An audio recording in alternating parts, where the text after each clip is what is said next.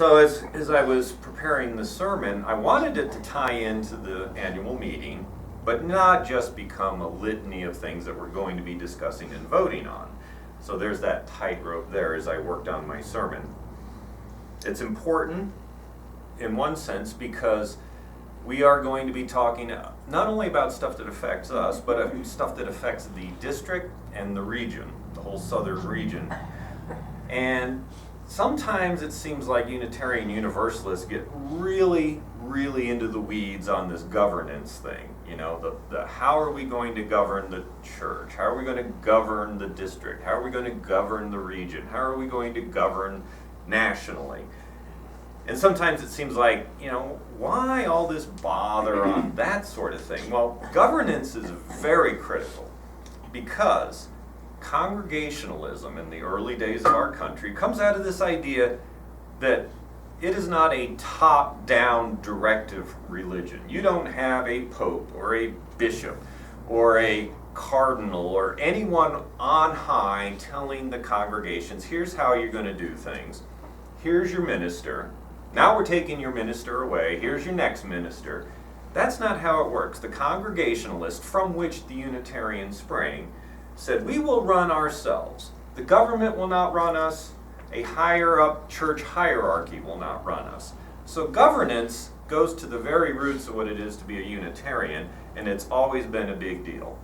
And I'm going to talk about that some today. It may not seem exciting initially, but it goes back to, if we are a free church, and if we are run democratically, as we say in one of our 7 principles, then governance is important. It may seem a little dry at times, but would you rather have a dictator running your church? Would you rather have other people telling you how to do things, or would you have to wrestle with that yourselves and make these choices for yourselves? And that is the essence of the free church, of a democratically run church. So here's some of the stuff that's going on today. First of all, our church bylaws establish a board of trustees who are entrusted with running our church. Contrary to some other churches, the minister doesn't run things. I do not run things. A board of trustees runs things, and I work for the board. I work for the congregation. I am an employee who can be fired at will. If I'm not meeting the needs of the church, you can release me and look for another minister. So this board of directors is very, very important. And one of the decisions we'll be dealing with today is our board of directors and our board of trustees and how we're going to reorganize that a little bit. But any of these major decisions that are made by the church, like some of the ones we talk about today, go through the board for approval. Nothing went on this ballot without board approval. And then the board says, now it's time for all of you to vote and decide. That board, who had to work over all these issues, they have a term that expires at the end of every June, and we vote for new members. And they start on July 1st. Some have already started that work. Larry, who is on the ballot to be in charge of building and grounds, has been filling in for someone else who filled in, for someone else who couldn't finish the term. So Larry's technically on the board now as an appointee, but will also be on the ballot to be voted on. Charity has already started doing some long-range planning for speakers, because you can't just walk in on July 1st and start filling the pulpit for July.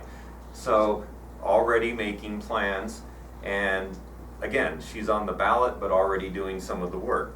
And if we don't vote for her, someone else is going to have to do all the work. Someone has to step up and do the work. Most things that are worth doing require planning, long-range planning sometimes, and sometimes planning that spans the 2 tenures of the board. So I want to thank those who've already stepped up and started doing things now to help with that transition. And as we're talking about these transitions, I want to thank our current board members and previous board members. We never thank people enough, in my opinion. We could say thank you every week and it wouldn't be enough. People have worked hard. They've shown up after church, after a couple hours at church, and they sit over here around the table and then do the church's business. And rather than going off and eating, as we're all hungry at noon, they stick around and do that work, and we're thankful for that. So currently, the president is Barbara Craig, who served 2 terms and served through heart surgery and stayed on and continued to serve us, and we thank you for that. Casey is currently filling in as Director of Programs, and he has done this numerous times, so many times. He's probably done it over half the time I've been at this church, and without complaint. A lot of people don't want to have to try to fill the pulpit. Casey does it, and most of you have felt the general twist on your arm. Hey, you have not spoken for a while. How would you like to fill the pulpit? Jancy's filled in or not filled in, she has been the religious education director all year. Chuck, treasurer for life, is absolutely critical and detail-oriented and has done a great job dealing with the money. And he deals with me. He's the one who writes my checks and also reimburses me for various expenses, and he's always prompt, and I have never had problems. If people have ever had problems with their pay, then you know how nice it is not to have to deal with those problems. And then Willow has served as secretary and is willing to serve again. Peter was the continuing trustee. And for the returning to the board will be at least on the ballot, or Chuck is treasurer, Willow is secretary. We will be voting to eliminate 2 positions because we're trying to trim down. For a church of our size, do we really need a board of 7 people? Can we function as a board of 5? And that's one of the things we will be discussing during our talk back. And if that happens, then we will be eliminating Peter's position. Otherwise, he'll be returning. And then new people coming in. I wanted to talk a little bit about our 3 new nominees. First of all, as president, Katie Ford. Now, if you don't know, Katie, on her own initiative, filmed the sermon every week and then put it on a YouTube channel and create a Facebook page for our church. All of this was her own initiative. If you haven't been around here long enough, there was a point where if the doors were open, Katie was here. And if Katie wasn't here, we were sure something terrible had happened. And we'd really call and say, "Are you okay?" Usually it was one of the boys was sick. But someone who has been super faithful for a long time and showing a lot of initiative and reaching out via technology. So I took it upon myself with board approval, because all of these were people who were chosen by the board. They were the search committee. I asked Katie if she'd be willing to take this on, and she stepped up. She'll probably be the youngest president ever, and yet I am looking forward to seeing what other initiatives and things that she's going to bring to the board. Charity came up to me after one sermon and said, I want to help more. And much to her shock, I said, "How would you like to be program director?" What's that? Well, you'll get people to speak every week, just like Casey does. And she did not shy away from it, even after she found out that also made her first vice president. And then, if you've been around at all in the kitchen after we've used dishes, you've seen Larry in there washing dishes, doing all sorts of work around here. Perfect match for programs and buildings and grounds. And when I asked him, he was very eager to step up and do that. So I think we have 3 great nominees, and I certainly hope that everyone feels the same way and be willing to vote for all of them to fill our board. I also wanted to thank the Northways. You may not know it because a lot of you haven't been here that long. Trudy served as president for 2 years, and Jim served as buildings and grounds, and a lot of the nice modifications and additions and things that were done under his work. The gravel out here in the parking lot to make it a little less muddy, the total repainting of the RE room, and then Trudy was always on top of things with the scheduling, book studies, and all sorts of things. So even going back into the past, we have had outstanding people working on our board. Karen served as our secretary, and then unfortunately they went off to the West Coast for a while. So thank you to all of you who step up and do this, and there'll be if you're not on it this year, there'll be opportunities next year and the years thereafter. We could not function if you were not willing to step up and serve on our board. Now, one of the things that's coming up is a proposal in our district, the Mid-South District, which, if you're not familiar with it, entails coverage of Mississippi, Alabama, some of Georgia, some of Tennessee, and a little bit of Florida. That's one of 19 districts in the Unitarian Universalist world. And there is a vote to disband the district, as well as 3 other southern districts, and make a big southern region. And one of the things that keeps coming up as this proposal is being discussed is that the board for each of these districts, just like we have a board, they have a board for each district, they want to be able to focus on ministering rather than governing. So what does this mean? By disbanding the districts and leaving the governing up to the UUA, that's the Unitarian Universalist Association, the national level, they want to actually turn over things like financial management and staff supervision to the national level. And by disbanding the districts and leaving the governing there at the national level, what they want to do is free up these board members to work on aspects of ministering to the congregations as opposed to simply trying to govern things, manage money, and supervise staff. So this phrase, ministering rather than governing, it entails a focus that's going to be changed for a fair number of people. People who have devoted a lot of their time to the work of Unitarian Universalism. People who have devoted time to managing a district will have that responsibility removed in hopes that that time can be better spent coming up with innovative ways for congregations to work together. There are 2 key words that are used in this revisioning: clusters and elders. Now, clusters already exist. They are groups either of congregations or members within the congregation that have a specific role. It could be a cluster of ministers or RE directors or treasurers. And these folks from different churches can get together and have meetings and discuss how they do things, to get ideas from each other and maybe support each other. I was just invited to join a cluster of Tennessee Unitarian Universalist ministers based up in Knoxville. So hopefully next month I'll be going up there to meet them, and that was very kind of them to invite me. It's a little far, I probably won't be going up every month, but they wanted to reach out, and they've reached out to some of the other small churches like Cookville and invited them to come. So how do Southern leaders in the region see these clusters? What is it we're going to be doing with clusters? This is a quote from one of the documents for this restructuring idea. It's called the Orlando Platform, which is a document that was created in Orlando, Florida by the Unitarian Universalists from these 4 southern districts.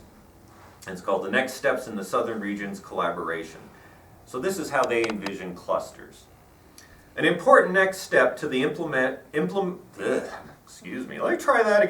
important next step to implement the vision is to strengthen the existing network of clusters and create new ones, not necessarily limited by district boundaries. Additionally, a new ideal, currently called affinity clusters, refers to bringing congregations together on the basis of similar situations or interests rather than proximity.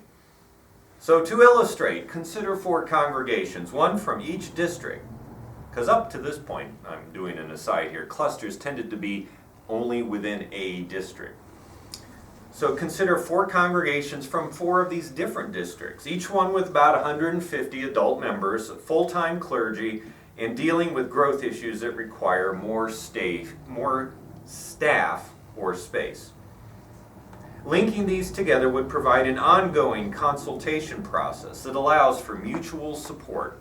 Effective tools for audiovisual conferencing technologies exist to do this connecting without concern for where the congregations are. So you have a cluster that's not people physically necessarily coming together for a meeting, but doing it via technology, and therefore they can be further apart geographically. Another illustration, we currently have 3 statewide legislative ministries. It would be good to have one in every state. An affinity group of the leaders for this unique work would again allow for shared learning and encouragement. One of the many benefits of cooperation between the districts is the ability for the congregations in the same state but in different districts, particularly in Tennessee, where we have 3 different districts represented, Georgia and Florida, to work together more smoothly on projects like legislative ministries and public witness. Okay, so the question comes to mind as we're dealing with how we feel about this. Did the district boundaries in the past and up to this point really hinder congregations from working together if they were in different districts? Was that really a problem? And it may have been, as I said. Generally, someone from within a cluster would reach out to other congregations in that district to form a cluster, and they generally didn't go across district lines. So apparently it was an issue. I can't speak from personal experience, but they considered this enough of an issue that they brought it up. The other thing is this phrase, elders. This is something we don't generally associate with Unitarian Universalists. You've often heard the phrase in other Christian denominations. An elder and sometimes a deacon are two terms that are used for leadership within a church. An elder is generally considered somebody who deals with the, for lack of a better word, spiritual aspects of a church. So they will be teachers, they will work on the service, they might, if it's really important in that particular denomination, they might be people who are authorized to administer communion, or even perhaps perform a baptism, things like that. The pastor was usually considered an elder also, but in a different role too. And then deacons would be the people who are responsible for upkeep of the physical building and grounds. Well, it's not something that Unitarian Universalists have usually used, but again, going back to our history of Congregationalism, and also reaching out to other religions that have used the term elder to represent the wise people amongst a group, and this does transcend religions, they decided we're going to try to come up with something called an elder model. And I'll quote a little bit from the report. A vast body of congregational lay and ordained elders, accountable to one another and to our member congregations, engaged in ongoing training and theological reflection, has been envisioned. Such a council of elders could provide a local connection to each congregation, nurture cross-congregational ministry, communicate local concerns to the UUA Board of Trustees and administration, and encourage participation in the democratic processes among and within Southern Region congregations.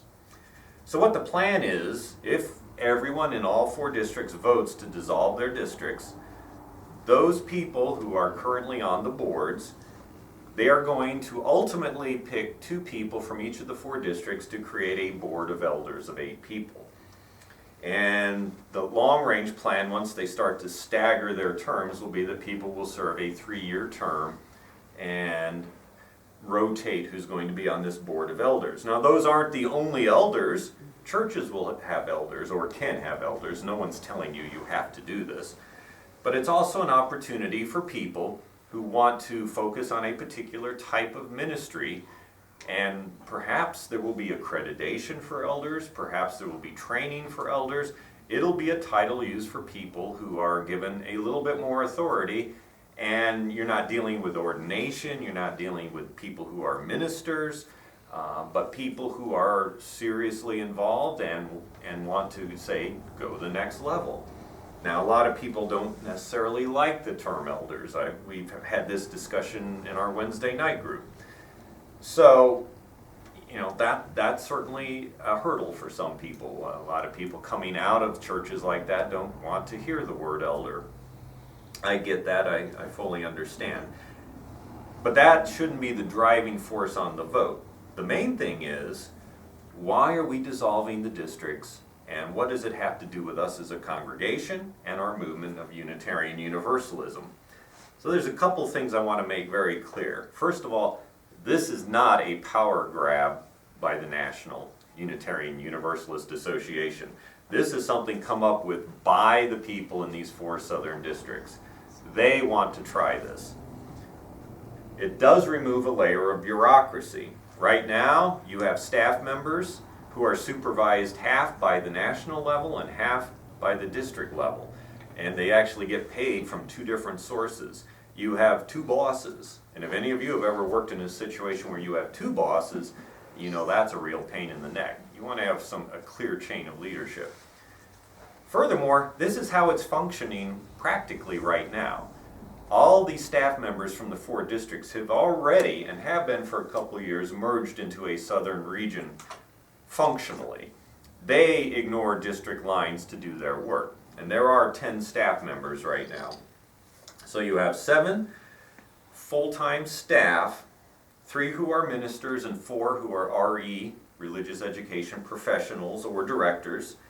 1 of the 7 is in seminary currently, and then you have 3 support staff, which are technically two are full-time and 1 is half-time. So you have a webmaster and technician, an event planner, and someone who handles congregational connections. And right now, these people are functioning as though the districts don't exist. They are getting paid from the national level. When we went to the gift program, the way we started donating our money a couple of years ago, it was all handled at the national level. So practically, this is already happening. And we know it can work because it is working. So the question is, do we want to make it official? Do we want to dissolve the district and go to this regional concept? Now, the elder program is in its infancy. It's not fully developed and fully spelled out, and that is something that is going to be developed over time after the district is dissolved. And they may even change the name. There might be some backlash against it. We don't know. So essentially, we are being asked as a congregation, when we send delegates to the district conference in a couple weeks, to vote on this. Yes or no, should we dissolve the Mid-South District? And when our people go down there, what we want to be able to do is tell them how we as a congregation feel. They will then go down there, hear what else has to be said, and they will vote, keeping in mind how we feel here. But ultimately, delegates are free to vote their conscience. We are electing delegates. We're not telling the delegates how they have to vote, but we are taking a vote on this so they understand how we as a congregation feel. And that's part of what we need to be talking about during talkback. Now, something else that comes out of this, Reverend Scott Taylor, who is the National Director of Congregational Life, and by the way, the staff members are called Directors of Congregational Life at the regional level also. So he's the National Director who supervises them. And he said it's much easier this way for him at a national level to supervise people than having to go through another layer of district supervision and then down to the actual staff members. He also says in a video that's on the all 4 districts' websites talking about this change, he quotes another minister. He says, "I really like this quote, and I know it has a little bit of an edge to it. But the quote is, the churches that will thrive and grow in the 21st century will be made up of members who will take off their bibs and put on their aprons." Now, before you get all upset about the bib analogy, think more like a lobster bib. You're sitting down, you're eating, you've got this big bib on, which signifies I am eating, I'm taking in. When you put on an apron, you're working. Now, this almost implies to some people we're not working. But what he's saying is the churches that will thrive are the ones made up of workers, not people who just want to show up on Sunday, take, and then go home and do nothing else. Now, I don't feel for a second we have a church of bib wearers. A small church like this could not survive if everyone just showed up on Sunday and said, gimme, gimme, gimme, and did nothing. You all know that. Most of you have stood up here and given a talk because we survive by the work of all the people in the congregation. So don't take it that way. Don't be insulted by the phrase. Rather, look at this as a compliment. If you are a church full of people who do work, then you are one that's going to thrive in the 21st century. And I think that's a challenge, but it's also a promise. I really do think we are a church of people who do the work. Those who wear the aprons as opposed to the bibs. Many of you have had to do this in one way or another, either by serving on the board, as I've discussed. People have done maintenance around this building all the time. They've built things, they've maintained things. Virtually everything in here that you see has been created by a member at some point. This podium I stand at, the artwork, and that which I never remember the name to. It's gorgeous.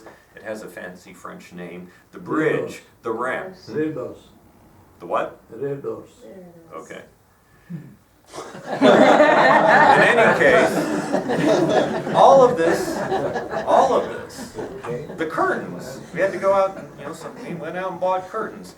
Everything has been people doing work. And that's why we have survived over 50 years, and that's why we're doing pretty well right now. Our numbers have grown. We have people who've set up groups, such as the pagan group, which has been meeting for years, the Zen group that just started. We have people who come out and work during the yard sale, and that's a lot of work during that yard sale. We've had work days where tons of people show up and do work around the church. You give generously. You give generously with money. You give generously when we have our yard sales. If a call goes out for something, people give. That's because you're a church that wears the apron, not the bib. So with this restructuring and this challenge that lies ahead of us, there are going to be opportunities for ministry that open up. This elder model may be opening opportunities for some of you to step up and become elders at a higher level outside of the congregation, at a state level or a cluster level or something. We don't know how that's all going to pan out yet, but we certainly have people who could do that and who should do that, should those opportunities arise. There might be credentialing, chances for you to go to classes or training that help you to become better at these things. So I'm eager to see how this pans out, both at our level, at the regional level, and at the national level. It does have the potential to open up all sorts of new avenues for ministry. It also gives you more chances to roll up your sleeves and get to work. But with this is a word of caution. This is a work in progress. This is a big change, and we are leading it in the southern region. If it works here, ultimately they hope to get rid of all 19 districts and go to 5 regions. And we are the trailblazers here in the South. You don't hear that a lot, that the Southerners are leading the way, but we are this time. Not only that, there will be another opportunity in the near future. I'm going to be speaking on this next time I speak in 2 weeks. There's something called the First Principle Project, which talks about rewording our first principle to talk about the worth and dignity of all beings as opposed to all people. And they are looking for congregations to be sponsoring congregations. And they need 14, they have 4 right now, and that's an opportunity if we as a congregation want to go that way, and we will be looking at that in great detail. That would be a chance for our little congregation to leave a big mark, to become a sponsoring congregation of a big change to one of our principles. So just because we're small doesn't mean we don't have an impact. I've said this in the past, how we've sent out speakers to other churches to help them fill their pulpits. We have been very busy here as a small congregation in a small town in southern Tennessee. We have touched many lives. We have done great work, and I look forward to great work in the future because I think very highly of all of you. I think you're fully capable of leaving this continuing important mark on the lives of people through Unitarian Universalism and the message that we have to give. So that's the challenge and the promise and the excitement of the future. As we move into our annual meeting during the next hour, we're going to discuss how we feel about this restructuring. We're going to look at possible modifications to the building. We're going to be voting on our board. We're going to be voting on changes to our bylaws. There is a lot going on, and I thank all of you for being here. I know we fully met our quorum obligations. I already did a count. We're well over the 2/3 we needed. Thank you for being here to be part of this. Because today we practice the 5th Unitarian Universalist principle, the right of conscience and the use of the democratic process within our congregations and in society at large. The right to vote on these issues is one that's paid for, has been paid for, by the blood of many martyrs and many citizens over many years. The freedom we have today is a great gift from all these people. So may we gratefully and seriously exercise this right in the next hour. Amen, and blessed be.